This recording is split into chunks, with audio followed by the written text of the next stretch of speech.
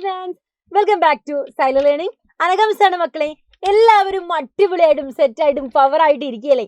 അപ്പൊ ഇന്ന് മിസ് വന്നത് എന്തിനാന്ന് വെച്ചാൽ നമ്മുടെ ക്രിസ്മസ് എക്സാമിന് ഇമ്പോർട്ടൻ്റ് ആയിട്ട് ഒരുപാട് ചോദ്യങ്ങൾ ചോദിക്കുന്ന ഒരു ചാപ്റ്ററിലെ പ്രധാനപ്പെട്ട കാര്യം പറയാനാണ് വന്നിട്ടുള്ളത്.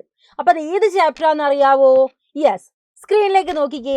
ഇന്റർനാഷണൽ ഓർഗനൈസേഷൻ, നമ്മുടെ 15ാമത്തെ ചാപ്റ്ററാണ് ഇന്റർനാഷണൽ ഓർഗനൈസേഷൻ. പേര് പോലെ തന്നെ ഈ ചാപ്റ്ററിൽ നമുക്ക് ഇന്റർനാഷണൽ ഓർഗനൈസേഷനെ കുറിച്ചിട്ടാണ് പഠിക്കാനുള്ളത്. അപ്പൊ ഇന്ന് നമ്മൾ ഡിസ്കസ് ചെയ്യാൻ പോകുന്നത് എന്താണ് ഇന്റർനാഷണൽ ഓർഗനൈസേഷൻ, എന്തിനാണ് നമുക്കൊരു ഇന്റർനാഷണൽ ഓർഗനൈസേഷൻ, ഇന്റർനാഷണൽ ഓർഗനൈസേഷന്റെ ആവശ്യം എന്താണ്, ഏതൊക്കെ ഇന്റർനാഷണൽ ഓർഗനൈസേഷൻ ഉണ്ട്, അതിൽ ഏതൊക്കെയാണ് ഇമ്പോർട്ടൻ്റ് ആയിട്ടുള്ള കാര്യങ്ങൾ എന്നാണ് നമ്മൾ നോക്കാൻ പോകുന്നത്. ഒരുപാട് ഇന്റർനാഷണൽ ഓർഗനൈസേഷൻ ഉണ്ട്, പക്ഷെ നമുക്ക് പഠിക്കാനുള്ളത് ഏതാണ് നമുക്കിന്ന് ഡിസ്കസ് ചെയ്യാം. റെഡി അല്ലേ? ഓക്കെ. അപ്പൊ മക്കളെ നോക്കിക്കേ, ഇന്റർനാഷണൽ ഓർഗനൈസേഷൻ എന്ന് പറയുന്നത് ഒരു ഓർഗനൈസേഷൻ ഉണ്ടാക്കി വെക്കുകയാണ്. എവിടെയാണ്? അത് ഇന്റർനാഷണൽ ലെവലിൽ ഒരു ഓർഗനൈസേഷൻ നമ്മൾ എന്ത് ചെയ്യും? ക്രിയേറ്റ് ചെയ്യും. അതിനെയാണ് നമ്മൾ ഇന്റർനാഷണൽ ഓർഗനൈസേഷൻ എന്ന് വിളിക്കുന്നത്. ഇവരെന്നിട്ട് എന്തു ചെയ്യും? ലോകം മൊത്തമുള്ള ആളുകൾക്ക് സഹായിക്കുകയും കാര്യങ്ങളൊക്കെ ചെയ്യും. ഒരുപാട് മെമ്പേഴ്സ് ഈ ഇന്റർനാഷണൽ ഓർഗനൈസേഷനിൽ ഉണ്ടായിരിക്കും. ഓക്കെ, ഇനി ഇവിടെ നോക്കിക്കേ, എന്തിനാണ് ഇന്റർനാഷണൽ ഓർഗനൈസേഷൻ നമ്മൾ മെയിൻലി അതിൻ്റെ ലക്ഷ്യം എന്താണ്? നമ്മൾ ഒരു സമാധാനത്തിന്, ലോക സമാധാനത്തിന് വേണ്ടിയിട്ടും അതേപോലെ തന്നെ കോഓപ്പറേഷന് വേണ്ടിയിട്ടും സോഷ്യോ എക്കണോമിക് പ്രോഗ്രസ്സിന് വേണ്ടിയിട്ടുമാണ് നമ്മൾ ഇന്റർനാഷണൽ ഓർഗനൈസേഷൻസ് ഒക്കെ സ്റ്റാർട്ട് ചെയ്തിട്ടുള്ളത്. ആദ്യത്തെ ഇന്റർനാഷണൽ ഓർഗനൈസേഷൻ എന്ന് പറയുന്ന മക്കളെ UN ആണ്. 2ാം ലോക മഹായുദ്ധത്തിന് ശേഷമാണ് ഈ ഒരു ഇന്റർനാഷണൽ ഓർഗനൈസേഷൻ നമ്മൾ സ്റ്റാർട്ട് ചെയ്തത്. ഇന്നും നമ്മുടെ ലോകത്തിൽ ഒരുപാട് ഇന്റർനാഷണൽ ഓർഗനൈസേഷൻ ഉണ്ടെങ്കിൽ കൂടെ അതിൽ ഏറ്റവും പ്രധാനപ്പെട്ടത് യുണൈറ്റഡ് നാഷൻ അഥവാ UNO, യുണൈറ്റഡ് നാഷൻ ഓർഗനൈസേഷൻ ആണ്. ഓക്കെ മക്കൾ, ഇവിടെ നോക്കിക്കേ, ഇന്റർനാഷണൽ ഓർഗനൈസേഷൻ മെയിൻലി സ്റ്റാൻഡ് ചെയ്യുന്നത് എന്തിനു വേണ്ടിയിട്ടാണ്? പീസിനും പ്രോഗ്രസിനും, സമാധാനത്തിനും പുരോഗതിക്കും വേണ്ടിയിട്ടാണ് ഉള്ളത്. ഇന്റർനാഷണൽ ഓർഗനൈസേഷന് നമുക്ക് രണ്ടായിട്ട് ക്ലാസിഫൈ ചെയ്യാം. ഒന്ന് ഇന്റർ ഗവൺമെന്റൽ ഓർഗനൈസേഷനും, രണ്ട് നോൺ ഗവൺമെന്റൽ ഓർഗനൈസേഷനും. ഇന്റർ ഗവൺമെന്റൽ ഓർഗനൈസേഷൻ ആണ് United nation organisation, league of nation. Non government organisation ആണ് അമൻസ്റ്റി ഇന്റർനാഷണൽ. ഓക്കെ, ഇനി ഇവിടെ നോക്കിക്കേ, ഇന്റർനാഷണൽ ഓർഗനൈസേഷന്റെ ഇമ്പോർട്ടൻസ് എന്തൊക്കെയാണെന്നാണ് നമ്മൾ ഇനി നോക്കാൻ പോകുന്നത്. റെഡി അല്ലേ മക്കളെ? ഒരു രണ്ട് രാജ്യങ്ങൾ തമ്മിൽ കോൺഫ്ലിക്റ്റ് നടക്കുമ്പോൾ അവിടെ ആ പ്രശ്നങ്ങളൊക്കെ ഒത്തുതീർപ്പാക്കാൻ വേണ്ടിയിട്ട് ഇന്റർനാഷണൽ ഓർഗനൈസേഷൻ എന്ത് ചെയ്യുന്നുണ്ട്? നമ്മളെ സഹായിക്കുന്നുണ്ട്. അതേപോലെ ഇവർ തമ്മിൽ പ്രശ്നങ്ങൾ ഉണ്ടാകുന്ന സമയത്ത് നെഗോഷിയേഷനിലൂടെ ആ പ്രോബ്ലംസ് ഒക്കെ സോൾവ് ചെയ്യാൻ വേണ്ടിയിട്ട് ഇന്റർനാഷണൽ ഓർഗനൈസേഷൻസ് നമ്മളെ സഹായിക്കും. പിന്നെയോ നമുക്ക് ഇപ്പം വേൾഡ് റിലേറ്റ് ചെയ്ത ഇഷ്യൂസ് ഉണ്ടാവും, ലൈക്ക് നമ്മളെ ഗ്ലോബൽ വാർമിങ്, എപ്പിഡമിക്സ് ഒക്കെ. അപ്പോൾ ഇതൊക്കെ നമ്മളൊരു മ്യൂച്വൽ കൊലാബറേഷനിലൂടെ ഇതൊക്കെ സെറ്റ് ചെയ്യാൻ വേണ്ടി നമ്മൾ ഒരുമിച്ച് നിൽക്കും. ഉദാഹരണം പറയുകയാണെങ്കിൽ കൊറോണ നമ്മുടെ ഇന്ത്യയിൽ മാത്രം ഉണ്ടായിരുന്നല്ലോ, ലോകം മുഴുവൻ പിടിച്ചടക്കിയ ഒന്നായിരുന്നു കോവിഡ് അല്ലേ. സോ അതിനെ നമ്മൾ എന്ത് ചെയ്യണം? പിടിച്ചെടുക്കാൻ വേണ്ടിയിട്ട് രാജ്യങ്ങളൊക്കെ ഒരുമിച്ച് നിന്നിട്ടുണ്ടായിരുന്നു. അങ്ങനെ വേൾഡ് ലെവലിലെ ഇഷ്യൂസും കാര്യങ്ങളൊക്കെ ഒരുമിച്ച് നിന്ന് മ്യൂച്വൽ കൊലാബറേഷനിലൂടെ സോൾവ് ചെയ്യാൻ വേണ്ടിയിട്ട് ഇവർ എന്ത് ചെയ്യും? പ്രവർത്തിക്കും. പിന്നെ പറയുന്നത് എന്താണ്? ഇന്റർനാഷണൽ ഓർഗനൈസേഷൻ നമുക്ക് എപ്പോഴും നല്ല ഇൻഫോർമേഷൻസ് പ്രൊവൈഡ് ചെയ്തുകൊണ്ടിരിക്കും. എങ്ങനെ നമുക്ക് എന്ത് ചെയ്യാൻ പറ്റും? നല്ല കോപ്പറേഷനിലൂടെ മുന്നോട്ട് പോകാൻ പറ്റും. രാജ്യങ്ങൾക്കിടയിൽ നല്ല കോപ്പറേഷനിലൂടെ മുന്നോട്ട് പോകാൻ വേണ്ടി, പ്രോഗ്രസ്സോടുകൂടെ മുന്നോട്ട് പോകാൻ വേണ്ടിയിട്ടുള്ള ഇൻഫോർമേഷൻസും കാര്യങ്ങളും, റൈറ്റ് ഇൻഫോർമേഷൻസ് തന്നെ ഇവർ നമുക്ക് പാസ് ചെയ്യും. ഓക്കെ, ഇനി നമ്മൾ ഡിസ്കസ് ചെയ്യാൻ പോകുന്ന മക്കളെ ഇന്റർനാഷണൽ ഓർഗനൈസേഷന് നീഡ് ഓഫ് ഇന്റർനാഷണൽ ഓർഗനൈസേഷൻ. എന്തിനാണ് നമുക്കൊരു ഇന്റർനാഷണൽ ഓർഗനൈസേഷൻ? അതിൻ്റെ ആവശ്യം നമുക്ക് എന്താ? നമ്മൾ പറഞ്ഞു അല്ലേ, രാജ്യങ്ങൾക്കിടയിൽ പല പ്രശ്നങ്ങൾ എന്ത് ചെയ്യും? ഉണ്ടാകും. അത് സോൾവ് ചെയ്യാൻ വേണ്ടിയിട്ട് ഇന്റർനാഷണൽ ഓർഗനൈസേഷൻ നമ്മളെ സഹായിക്കുന്നുണ്ട്. അതേപോലെ തന്നെ രാജ്യങ്ങൾക്കിടയിൽ എഗ്രിമെൻ്റ് കൊണ്ടുവരാൻ വേണ്ടിയിട്ട്, നല്ല രീതിയിൽ കോപ്പറേഷനിലൂടെ മുന്നോട്ട് കൊണ്ടുപോകാൻ വേണ്ടിയിട്ട്, അതേപോലെ ലോകത്ത് വാർ ഉണ്ടാകുമ്പം അതിൻ്റെ ഇൻറ്റൻസിറ്റി, വാർ നടക്കാതിരിക്കാൻ വേണ്ടി, ഇൻ കേസ് നടന്നാൽ പോലും അതിൻ്റെ ഒരു ഇൻറ്റൻസിറ്റി കൂട്ടാതെ കുറയ്ക്കാൻ വേണ്ടിയിട്ട് ഇന്റർനാഷണൽ ഓർഗനൈസേഷൻസ് നമ്മളെ സഹായിക്കും. നമുക്കിനി പ്രധാനപ്പെട്ട ഇന്റർനാഷണൽ ഓർഗനൈസേഷൻസ് നോക്കാം. പ്രധാനപ്പെട്ട ഇന്റർനാഷണൽ ഓർഗനൈസേഷൻ ആണ് മക്കളെ league of nation, united nation organisation, world bank, world trade centre, world trade organisation, international monetary fund, amnesty international, human rights watch. ഇവരെ നമുക്ക് എങ്ങനെ പറയാം? നമുക്കൊരു LU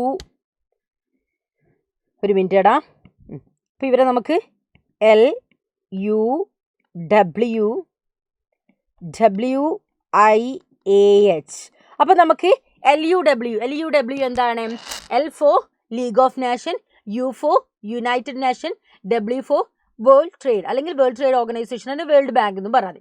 അപ്പോൾ ഒന്നുകൂടെ പറഞ്ഞു നോക്കിയേ, L for league of nation, U for united nation organisation, W for world trade, then world trade organisation. അടുത്ത WIAH എന്താ?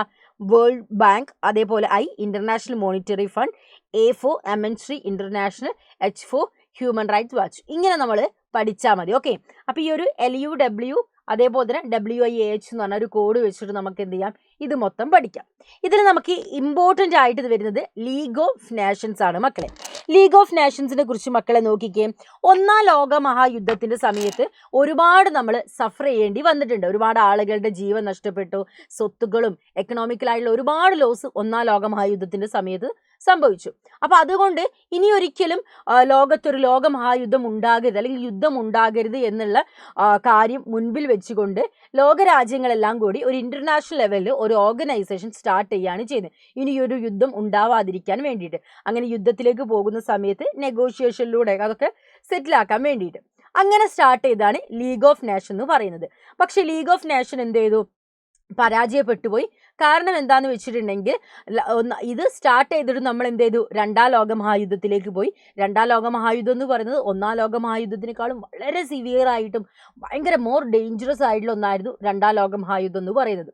അങ്ങനെ ഈ രണ്ടാം ലോക മഹായുദ്ധം നടന്നു കഴിഞ്ഞ സമയത്ത് പല രാജ്യങ്ങൾക്കും മനസ്സിലായി ലീഗ് ഓഫ് നേഷനെ നമ്മൾ ഒന്നുകൂടെ എന്ത് ചെയ്യണം? കൂടുതൽ സ്ട്രെങ്തൻ ചെയ്യണം. അങ്ങനെ ചെയ്താൽ മാത്രമേ നമുക്ക് എന്ത് സാധിക്കുകയുള്ളൂ? ഇനി ലോകം ഒരു യുദ്ധത്തിലേക്ക് പോവാതെ തടഞ്ഞു നിർത്താൻ സാധിക്കുകയുള്ളൂ എന്നിവർ മനസ്സിലാക്കുകയാണ് ചെയ്തത്. അങ്ങനെയാണ് നമ്മളെ ഈ ലീഗ് ഓഫ് നേഷൻ പുതിയൊരു രൂപത്തിലും പുതിയൊരു ഭാവത്തിലും പുതിയൊരു പുതുമോടിയിലും എന്ത് ചെയ്യുക? വരികയാണ് ചെയ്യുന്നത്. പുതിയൊരു മേക്ക് ഓവറിൽ അങ്ങനെ ലീഗ് ഓഫ് നേഷൻ എന്തായി മാറി? യുണൈറ്റഡ് നേഷൻ ഓർഗനൈസേഷനായി മാറി. യുണൈറ്റഡ് നേഷൻ ഓർഗനൈസേഷൻ എന്ന് പറയുന്നത് നമ്മുടെ ലീഗ് ഓഫ് നേഷൻ്റെ ആരാണ്? സക്സസറാണ്. അതായത് നമ്മൾ പിന്തുടർച്ച എന്നൊക്കെ പറയില്ലേ, പിൻഗാമി ആയിട്ട് വന്നതാണ് ലീഗ് ഓഫ് നേഷൻ എന്ന് പറയുന്നത്. 1945 ഒക്ടോബർ 24 തീയതിയാണ് ലീഗ് ഓഫ് നേഷൻ സ്റ്റാർട്ട് ചെയ്ത്. തുടക്കത്തിൽ 193 മെമ്പേഴ്സ് ആണ് ഉണ്ടായിരുന്നത്. ഇതിൻ്റെ ഹെഡ് ക്വാർട്ടേഴ്സ് എന്ന് പറയുന്നത് ന്യൂയോർക്ക് ആണ് മക്കളെ. മെയിൻ ഒബ്ജക്റ്റീവ് എന്താണെന്ന് വെച്ചാൽ ലോകത്ത് സമാധാനം നിലനിർത്തുക എന്നതാണ് നമ്മുടെ യുണൈറ്റഡ് നേഷൻ ഓർഗനൈസേഷൻ്റെ മെയിൻ എയിം എന്ന് പറയുന്നത്. അതേപോലെ രാജ്യങ്ങൾ തമ്മിൽ പ്രശ്നങ്ങൾ ഉണ്ടാകുന്ന സമയത്ത് അത് നമ്മളെ നെഗോഷിയേഷനിലൂടെ അതൊക്കെ സെറ്റിൽമെൻറ്റിലൂടെ ഒത്തുതീർപ്പാക്കുക, അങ്ങോട്ടും ഇങ്ങോട്ടും രാജ്യങ്ങൾക്കിടയിൽ ഒരു സഹായ മനോഭാവം സൃഷ്ടിക്കുക, എക്കണോമിക്കലായിട്ടുള്ള ദെൻ സോഷ്യലി ഒരു ഡെവലപ്മെൻറ്റ് രാജ്യങ്ങൾക്ക് ഉണ്ടാക്കാൻ വേണ്ടിയിട്ട് സഹായിക്കുക, ദെൻ രാജ്യം മൊത്തം ഒരു കോപ്പറേഷൻ എന്ന് പറയുന്നൊരു സ്പിരിറ്റ്, ഒരു സഹകരണം എന്ന് പറയുന്ന ഒരു സ്പിരിറ്റ് കൊണ്ടുവരിക, ഡെവലപ്പ് ചെയ്യുക. ഇതൊക്കെയായിരുന്നു യുണൈറ്റഡ് നേഷൻ ഓർഗനൈസേഷൻ്റെ പ്രധാനപ്പെട്ട ഒബ്ജക്റ്റീവ്സ്, ലക്ഷ്യങ്ങൾ എന്ന് പറയുന്നത്. ഈ യുണൈറ്റഡ് നേഷൻ ഓർഗനൈസേഷന് 6 പ്രിൻസിപ്പൽ ഓർഗൻസ് ഉണ്ട്. ഏതൊക്കെയാണ്? അപ്പോൾ നമുക്കിവിടെ അതും നോട്ട് ചെയ്യാം. SSC, GIT. ഏതൊക്കെയാണ്? SSC എന്ന് പറയുന്നത് എന്താണ്? Security council, secretariat, E for economic and social council, and G for general assembly, I for international court of justice, T for trusteeship council. ഇങ്ങനെ 6 പ്രിൻസിപ്പൽ ഓർഗൻ ആർക്കുണ്ട്? നമ്മുടെ ലീഗ് ഓഫ് നേഷന് ഉണ്ട്. League of nation എന്ന് പറഞ്ഞാൽ league of നേഷൻ്റെ പിന്തുടർച്ചക്കാരിയായിട്ടുള്ള ആർക്കാണ്? United nation organisation ഉണ്ട്. Okay, അപ്പോൾ ഇത്രയും കാര്യങ്ങളാണ് മക്കളെ നമുക്ക് ഡിസ്കസ് ചെയ്യാനുള്ളത്. അപ്പോൾ ഇനിയും ഒരുപാട് കാര്യങ്ങൾ നമുക്ക് ഈ ഒരു പർട്ടിക്കുലർ ചാപ്റ്ററിലൊക്കെ നമുക്ക് പഠിക്കാനുണ്ട്. അതൊക്കെ നിങ്ങൾക്ക് ലൈവിൽ വരുന്ന സമയത്ത് കൂടുതൽ കാര്യങ്ങൾ മനസ്സിലാക്കാം കേട്ടോ. അപ്പോൾ നമ്മുടെ ഇന്നത്തെ കോണ്ടന്റ് നമ്മൾ വൈൻഡ് അപ്പ് ചെയ്യാണ്. ഇതേപോലെ ഇൻട്രസ്റ്റിംഗ് ആയിട്ടുള്ള ഒരുപാട് കാര്യങ്ങളായിട്ട് മിസ് വീണ്ടും വരാം. പക്ഷേ മക്കൾക്ക് ഏതെങ്കിലും ടോപ്പിക്കിനെ കുറിച്ച് കൂടുതലായിട്ട് അറിയണമെങ്കിൽ ഇതൊന്ന് മിസ്സേ പറഞ്ഞു തന്നാൽ നന്നാവും. അങ്ങനെയൊക്കെ ഉണ്ടെങ്കിൽ എൻ്റെ മക്കളൊന്ന് കമൻറ്റ് ചെയ്യുക. ആ ഒരു ടോപ്പിക്കിനെ കുറിച്ച് അത് ഏത് സബ്ജക്റ്റാണ്, മീൻസ് നമ്മളെ സബ്ജക്റ്റിൽ ഏത് ടോപ്പിക്കാണോ ഏത് ചാപ്റ്റർ ആണെന്ന് മെൻഷൻ ചെയ്താൽ മതി. അപ്പോൾ അതുമായിട്ട് മിസ് വരാം കേട്ടോ. അപ്പോൾ നമ്മുടെ ഇന്നത്തെ സെക്ഷൻ നമ്മൾ വൈൻഡ് അപ്പ് ചെയ്യാണ്. അടുത്തൊരു കോണ്ടന്റിൽ നമുക്ക് അടുത്തൊരു ടോപ്പിക്കായിട്ട് നമുക്ക് വീണ്ടും കണ്ടുമുട്ടാം. So that's Robert's video. Thanks for watching us dears.